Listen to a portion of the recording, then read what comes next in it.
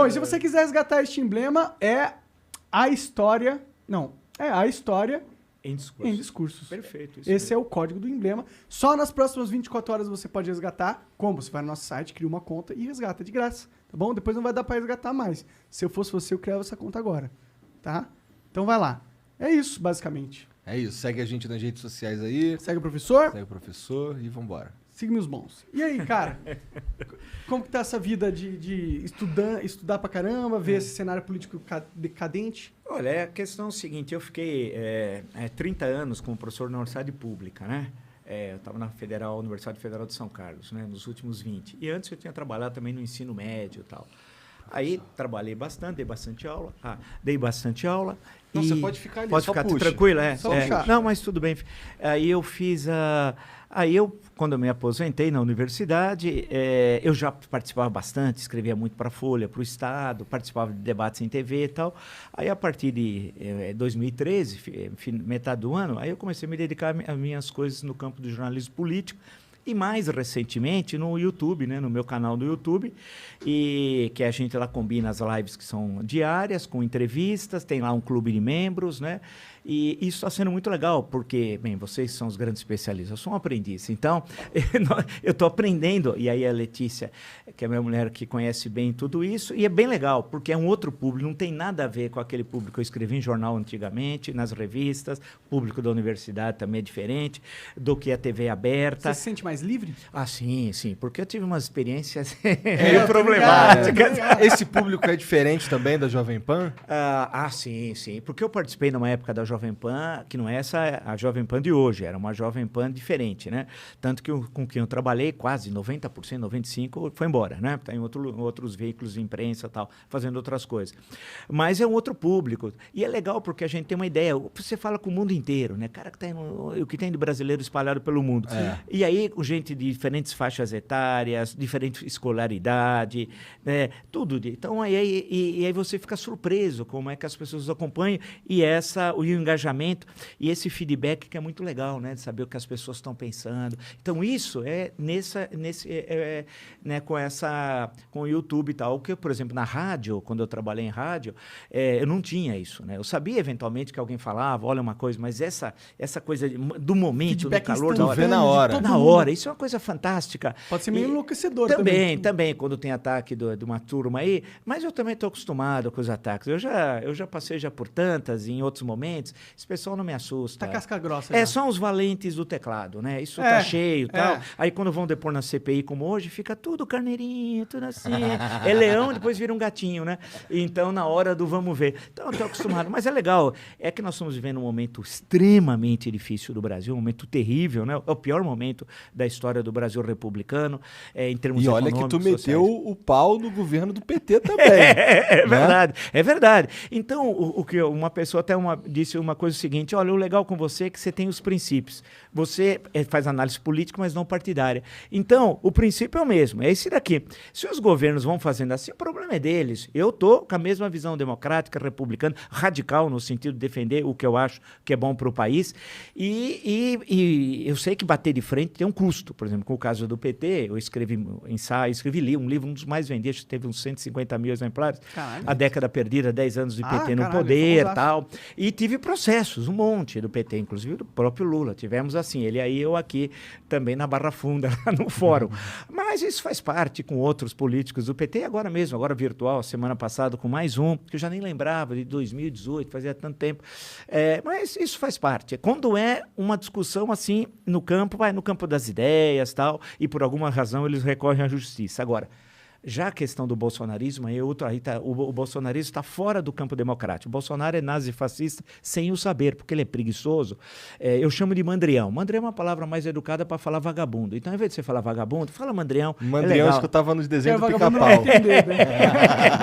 Então, é uma palavra que também desuso, mas porque aí ainda bem que ele não lê, não estuda, não escreve, né? Tem problemas cognitivos seríssimos. É um aluno da terceira série do Fundamental Fundamental 1, né? Ele mais ou menos está ali, na terceira série. E aí, com ele, a barra é pesada, é paulada, é pancada com essa turma e que pressiona, que ameaça de morte, né? Então, você precisa fazer o boletim de ocorrência. Ao mesmo tempo, pega lá e a Letícia acompanha isso pela internet, o sujeito manda o modelo para entrar com ação na justiça. Então, por exemplo, a mesma questão em 25 lugares diferentes do Brasil. Então, você pega um cara entra com processo no Acre, um no Rio Grande do Norte, outro no Rio Grande do Sul, outro no Mato Grosso, outro em Minas Gerais. Só que agora... A finalidade é encher o saco. Encher o saco e censurar, né? Criar um incômodo e falar, olha, toma cuidado aí. Então, eu ganhei, quer dizer, o meu advogado, doutor Alexandre Fidalgo, que ganhou, dessas 20 e tantas em relação só a essa questão, já 17 foram julgados e foi ganhar as 17. Alguns juízes até decidiram, usando a expressão assédio judicial, né? E aí... É um meio de tentar coagir, de censurar. Mas eu vou levando sem nenhum problema e vamos em frente. O importante é a gente ter princípios, né? Defender a ordem republicana, combater a corrupção, defender que o Brasil... As nossas 4 últimas décadas foram um horror. Eu peguei um outro momento, não de vocês, da história econômica do Brasil, que o Brasil crescia a ritmo chinês. O Brasil cresceu a 10, 11, 12, 13% ao ano. Tal. Então, entre 1930 e 1980, durante 50 anos, meio século, o Brasil foi o país que mais cresceu no mundo ocidental. Nós perdemos o caminho nas últimas 4 décadas. E essa que terminou agora, em 31 de dezembro do ano passado, foi a pior das 4. O 2015, 2016 foi um verdadeiro horror em termos econômicos. Então, você cai a renda per capita, a expectativa de vida, e o país fica parado. Nós estamos parados, né?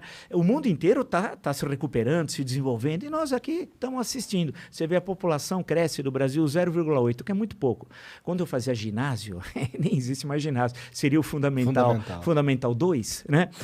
No caderno, no verso, tinha um mapa do Brasil e o crescimento era 3,2. Você imagina, e o pessoal achava legal, era uma loucura crescer 3,2 por ano o crescimento da população. Hoje cresce 0,8. Se o país no ano que vem crescer em torno de 1, não vai passar disso, 0,8, é igual ao crescimento demográfico, ou seja, nós estamos estagnados. Então é um momento terrível que nós estamos passando, de estagnação econômica, inflação, essa combinação inflação e estagnação, a chamada estagflação, aí é um horror, né? E estamos passando problemas sérios no campo econômico, no campo social, as pessoas morrendo de fome, você pega a extrema pobreza, né? Tem dados horríveis.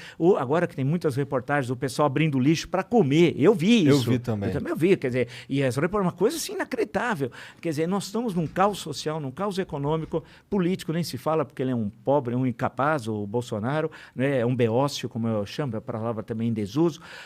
Quer dizer o quê, professor?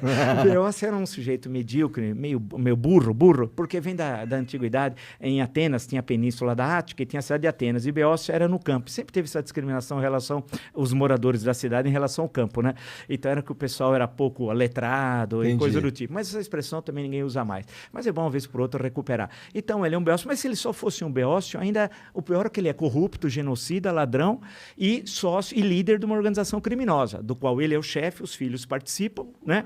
Basta ver as rachadinhas. É que o INHA diminui o crime, né? A gente fala, INHA, o cara fala, pô, tal. Não, ele desviou dinheiro público, peculato, nos gabinetes do Carlos, do Flávio e dele, né?